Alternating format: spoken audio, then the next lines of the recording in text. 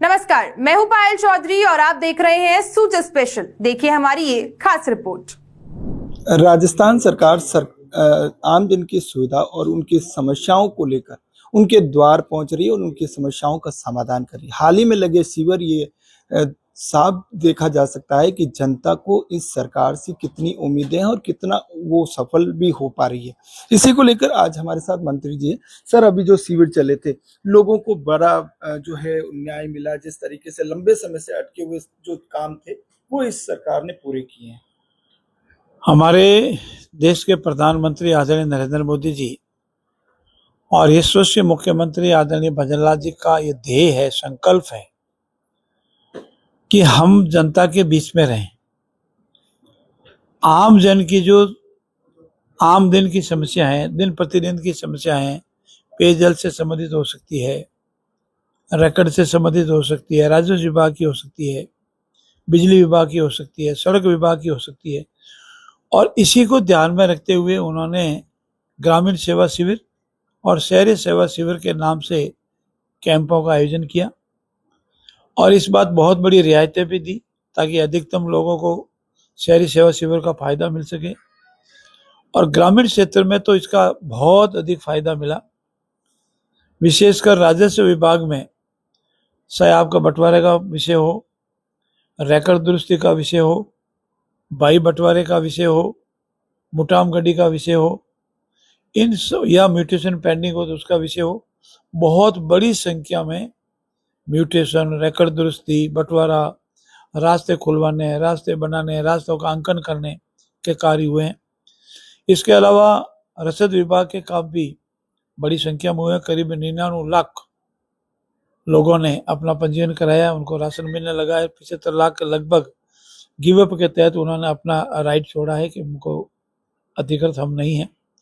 सभी विभागों में बहुत ऐतिहासिक काम हुए हैं और सभी मंत्रियों ने, विधायकों ने और माननीय मुख्यमंत्री स्वयं ने, सेक्रेटरी स्तर के लोगों ने, चीफ सेक्रेटरी ने, प्रभारी सचिवों ने इसकी बराबर मॉनिटरिंग की और इससे पाया कि वाकई ये शिविर जनहित में लगे, उसका बहुत बड़ा फायदा हुआ है।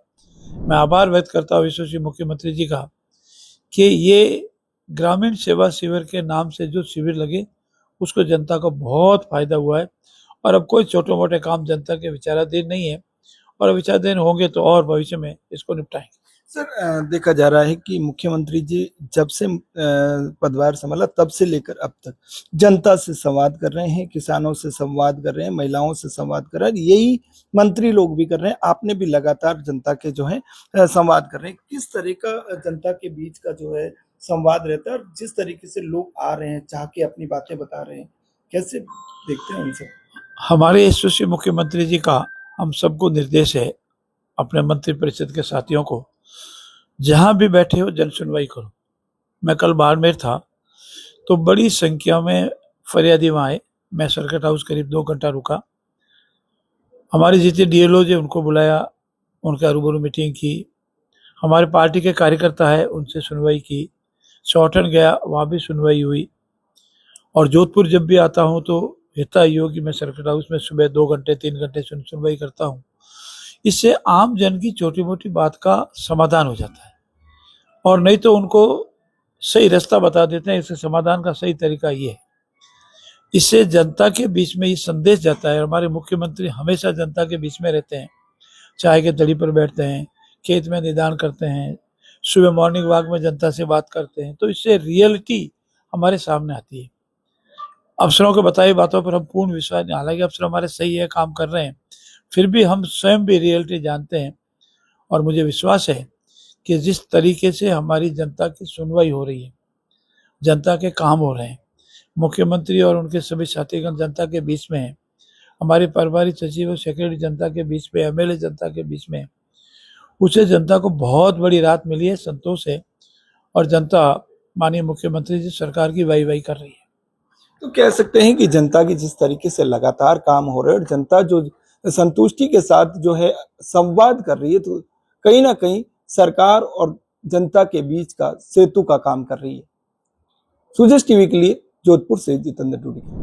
सूजा स्पेशल में आज के लिए इतना ही, फिर मिलेंगे नई खबरों के साथ। तब तक के लिए देखते रहिए सूजा समाचार। हमारे चैनल को लाइक, सब्सक्राइब और शेयर करना ना भूलें। धन्यवाद।